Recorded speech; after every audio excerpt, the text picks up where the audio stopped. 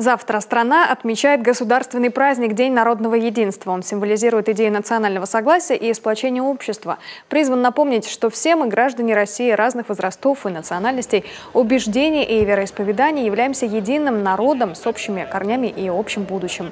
На территории Коми в мире согласия живут представители разных наций и вероисповеданий, которые не отделяют свое будущее от будущего республики.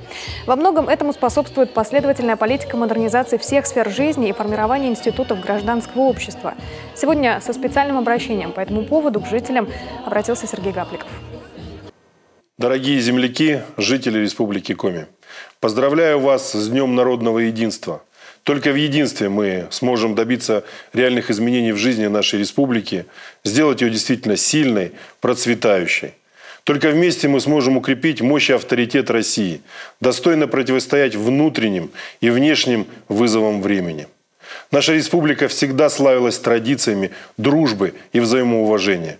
Здесь веками люди разных национальностей и вероисповеданий строят отношения на принципах взаимопонимания, доверия, любви к нашей общей земле. Дорогие земляки, желаю вам всем мира, добра, счастья и благополучия, успехов в созидательном труде на благо Республики Коми и России. С праздником!